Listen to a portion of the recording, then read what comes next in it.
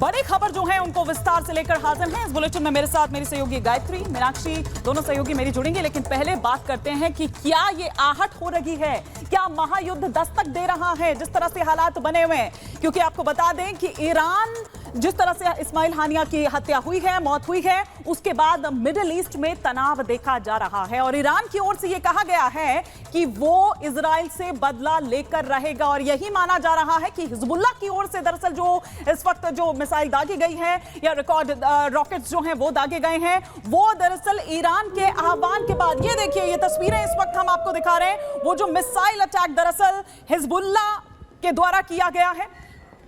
ये माना जा रहा है कि हिजबुल्लाह ने ईरान के आह्वान के बाद ही ये मिसाइल अटैक एक के बाद एक किया है और उत्तरी इजराइल की तरफ ये रॉकेट्स दागे गए हैं। लेबनान की तरफ से हमले का हिजबुल्लाह का ये दावा है। तस्वीरें इस वक्त हम आपको दिखा रहे हैं इस्माइल हानिया की हत्या के बाद, उसकी मौत के बाद किस तरह से अब आप देखिए कि जो एक्शन देखा जा रहा है। फिर चाहे हम अमेरिका की उस तरफ बात करें, जो पेंटागन की ओर से लगातार जो बैठकें हुई, उसके बाद इजराइल की सेना को अलर्ट पर रहने को मीनाक्षी कहा गया है। और ये तस्वीरें भी इस वक्त हम बता रहे हैं कि तनाव बढ़ता नजर आ रहा है, दायरा यहीं तक सीमित नजर नहीं आ रहा है।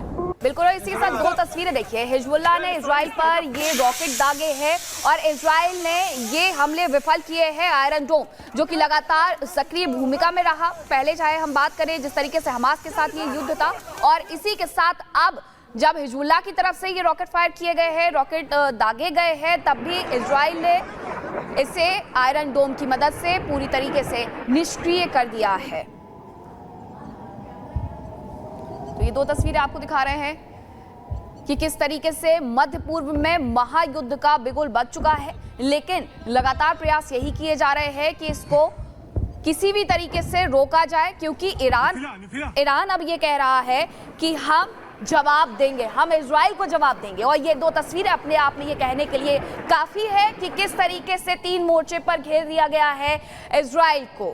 इजराइल ने हालांकि लगातार किस तरीके से विफल किया है, उसकी तस्वीरें भी हम आपको दिखा रहे हैं, क्योंकि ये एक बड़ा हमला किया गया था और इस बड़े हमले में कहीं ना कहीं आयरन डोम ने एक सक्रिय भूमिका निभाई। इसी के साथ आपको गाजा पट्टी की तस्वीरें भी दिखा देते हैं, जहां इजराइल की तरफ से भारी बमबारी की गई है।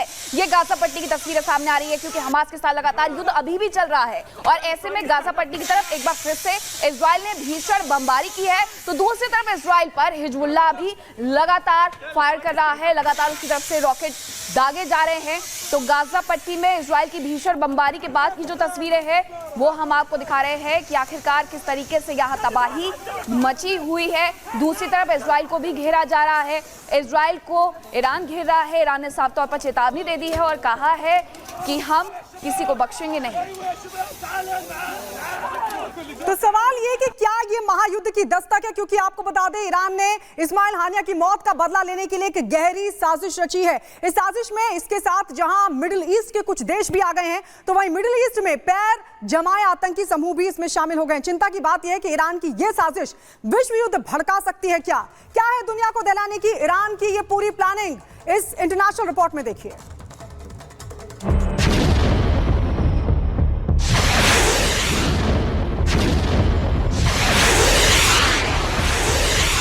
Israel versus Iran, world war का ऐलान। नेतन्याहू ने दिखाया एक्शन, अब खामेनेई का रिएक्शन। ईरान का अल्टीमेटम, अब धरती पर गिरेगा एटम।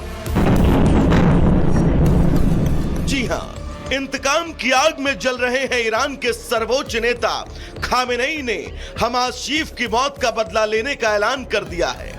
ईरान में घुसकर इस्माइल हानिया को मौत देने के बाद अब इजराइल से बदला लेने के लिए किसी भी वक्त ईरान इजराइल के खिलाफ महायुद्ध की शुरुआत कर सकता है। दोनों देशों के बीच चरम पर पहुंच चुके तनाव के बीच इस खबर पर मुहर लग चुकी है कि अब ईरान किसी भी वक्त पलटवार करते हुए इजराइल पर अब तक का सबसे भयानक हमला शुरू कर देगा। ईरान की हर एक गतिविधियों पर नजर रखने वाले अंतर्राष्ट्रीय एजेंसियों ने यह दावा किया है कि ईरान के सर्वोच्च नेता अयातुल्ला खामेनेई ने हमास नेता इस्माइल हानिया की हत्या के जवाब में इजराइल पर हमला करने की योजना को हरी झंडी दे दी है और सब कुछ तय रहा तो ईरान 12 से 13 अगस्त के बीच इजराइल पर चौतरफा हमला करेगा। दावा किया जा रहा है कि इजराइल को गहरा जख्म देने की इस साजिश पर ईरान इतने सफाई से आगे बढ़ रहा है कि उसने इजराइल पर इस बार कई दुश्मनों के साथ मिलकर घातक हमले की प्लानिंग की है। बताया जा रहा है कि बदले की आग में जल रहे ईरान की इस साजिश में दुनिया के कई खतरनाक आतंकवादी संगठन भी साथ दे रहे हैं, जिसमें हिजबुल्लाह और हूती आतंकियों का नाम सबसे ऊपर है। वहीं बताया जा रहा है कि इन तमाम खतरों के मद्देनजर इजराइल ने भी ईरान को मुंहतोड़ जवाब देने की तैयारी पूरी कर ली है। बावजूद इसके बौखलाए ईरान के घातक प्रहार से बचने के लिए अब अमेरिका ने भी महातबाही में कूदने का मन बना लिया है और इसीलिए अमेरिका ने मिडिल ईस्ट में बढ़ते तनाव के बीच अपनी सैन्य शक्तियां बढ़ाई हैं।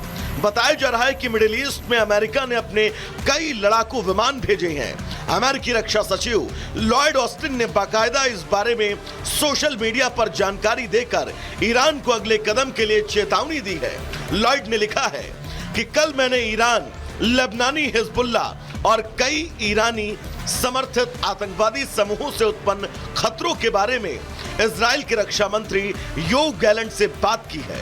हमने बताया कि इजराइल की रक्षा का समर्थन करने के लिए अतिरिक्त उपाय कर रहे हैं, जिसमें कई तरह के रक्षात्मक कदम शामिल हैं। हालांकि अमेरिका पहले भी कई मौकों पर ईरान को यह चेता चुका है कि अगर उसने इजराइल की तरफ आंख उठाकर भी देखा तो उसे इसकी बड़ी कीमत चुकानी पड़ेगी। बावजूद इसके यह अमेरिका भी जानता है कि कई बार अमेरिका तक को धमका चुका ईरान इस बार चुप नहीं रहने वाला है। इसलिए अमेरिका ने इस बार बैलिस्टिक मिसाइल से लेकर क्रूज और विध्वंसक जहाज भी पश्चिम एशिया की तरफ रवाना कर दिया है। मौजूदा हालात देखें तो खतरे की चिंगारी कितना बड़ा रूप लेती है, इसका अंदाजा इसी से लगाया जा सकता है कि एक तरफ जहां अमेरिका इजराइल को सपोर्ट करने के लिए अपनी सैन्य शक्ति को पश्चिमी एशिया की तरफ भेजने की कोशिशों में लगा है, तो वहीं लेबनान से हिजबुल्लाह के आतंकियों ने इजराइल पर अटैक करना शुरू कर दिया है। इजराइल पर जबरदस्त मिसाइल बरसाए जा रहे हैं और पूरी कोशिश की जा रही है कि जरा सी चूक हो और इजराइल लहूलुहान हो जाए। साफ है माहौल अब ऐसा बन रहा है कि एक तरफ अमेरिका और इजराइल और दूसरी तरफ middle east. Bureau report, Republic Bharat. और इसी पर और विस्तार से चर्चा के लिए तमाम खास मेहमान हमारे साथ जुड़ चुके हैं। फटाफट से परिचय करवा देते हैं। मेजर जनरल के सिन्हा इस वक्त हमारे साथ जुड़े हुए हैं, साथ ही साथ हमारे साथ कर्नल शैलेंद्र सिंह और कर्नल दिनेश नैन इस वक्त हमारे साथ जुड़े हुए हैं। मेजर जनरल के सिन्हा, सबसे पहले आप ही से शुरुआत यहां पर करते हैं कि जो भी ये एक्टिविटीज हो रही है, हमले शुरू हो गए हैं या पोजिशनिंग की जा रही है या पेंटागन उधर इजरायली सैनिक को अलर्ट कर रही है, क्या ये थर्ड वर्ल्ड वॉर का सायरन बज चुका है? काउंटडाउन जारी है कि कुछ भी अब कभी भी हो सकता है? कमानी, जय हिंद। देखिए, आपने सवाल आपका है कि यह थर्ड वर्ल्ड वॉर की घंटी है कि थर्ड वर्ल्ड वॉर तो बहुत दूर है मेरे अनुसार। ये हाँ, वर्ल्ड एज वॉर में जो हमारे बहुत सारे जो फ्रिक्शन पॉइंट हैं उसके ऊपर में आप देख रहे हैं, खास करके वेस्ट एशिया। वेस्ट एशिया यदि आप कहते हैं मेडिटेरियन को लेते हैं और जब हम यूरोप में जाते हैं ट्रांस अटलांटिक एरिया में, तो एक सेंटर ऑफ ग्रेविटी आप सिर्फ देखते हैं, मतलब दोनों जगह आग लगी है। इसलिए आपने सवाल किया है और आपकी सवाल वाजिब है। और इसके अलावा जो आप देखते हैं इंडो पैसिफिक में कि क्या ये वर्ल्ड वॉर के लिए कोई खेमे में बट रहे हैं, तो देखिए यहाँ पर आप वेस्ट एशिया में अब अमेरिका को एक लगता है कि जो इजराइल कर रहा था उसको एक अपॉर्चुनिटी, क्योंकि जब अफगानिस्तान से निकला था, मैं थोड़े बड़े ऊपर की बातें कर रहा हूं, तो उसने एक स्ट्रैटेजी बनाई थी, उसको अब रीजन स्ट्रैटेजी अमेरिका ने कहा था कि हम डायरेक्ट इन्वॉल्वमेंट नहीं करेंगे। मेरे ख्याल से उसको इसकी खामियाजा भुगतनी पड़ी और जो गैप आया था वेस्ट एशिया में उसको भरने के लिए खास करके चाइना इस जगह बहुत अपने $4 ने किया है 25 सालों के लिए ईरान के साथ। और देखिए जिस तरह से हमास के और वहां पर ग्रुप से उसने समझौता कराने की चेष्टा की है। ये एक पहले तो फ्रंटलाइन होता है और एक देखिए आप जो ये कर रहे हैं जो टेररिज्म के साथ में, जो इंडिया के साथ भी चाइना करना चाहता है। तो ये जो चीज है इसको डिफीट करने के लिए इजराइल ने जो बेड़ा उठाया है उसमें आज ऐसी स्थिति बनी है कि इजराइल का पलड़ा बहुत भारी हो गया और वो करके ही छोड़ेगा। हम लोग नेतन्याहू की बात करते हैं, ईरान के अंदर में इतना प्रॉब्लम हो चुका है कि IRGC के टॉप कमांडर्स मारे गए हैं, कासिम सुलेमानी से लेकर अब तक। इसके अलावा अभी अयतुल्ला खुमानी साहब अकेला बच गए, 86 ईयर, उनका सक्सेशन नहीं मिल रहा है। रईसी साहब मारे गए हैं, आने वाले अभी जो प्रेसिडेंट है वो माना जाता था कि वो सॉफ्ट है मगर वो दिखा। तो देखिए आप किसी भी बिल्कुल, और साथ साथ जो स्थिति है, सर, वो ये समझ में आती है, ये इंगित करती है कि इजराइल के पास एक ही रास्ता है, मरो या मारो, और इजराइल उसी के लिए लड़ रहा है। पिछले 1.5 साल से हम ये स्थिति देख रहे हैं। आपसे ये समझना चाहूंगी शैलेंद्र जी कि जिस तरीके से हमने पहले भी देखा था जब नेतन्याहू ने साफ तौर पर यह कह दिया था कि हमास को हम बख्शेंगे नहीं, लेकिन उस वक्त भी हिजबुल्लाह साथ में खड़ा हुआ था, ईरान साथ में खड़ा हुआ था, पूरा जो थर्ड फ्रंट वॉर देखने को मिल रहा था वही स्थिति एक बार फिर से बन गई है। इसके पहले हमने देखा अजरबैजान भी भिड़ा हुआ था, उसके बाद हमने देखा रशिया यूक्रेन का युद्ध चल रहा था और उसके साथ ही फिर ये शुरू हो जाता है इजराइल का हमास से। लेकिन थर्ड वर्ल्ड वॉर क्या हम इसे कहें, क्योंकि बार बार हमें ये स्थिति अलग अलग जगह पर देखने को मिलती है, खुल के कोई सामने नहीं आता है लेकिन पीठ पीछे से सब साथ में खड़े हैं। जय हिंद। आप बिल्कुल सही कह रहे हैं कि world is already at war.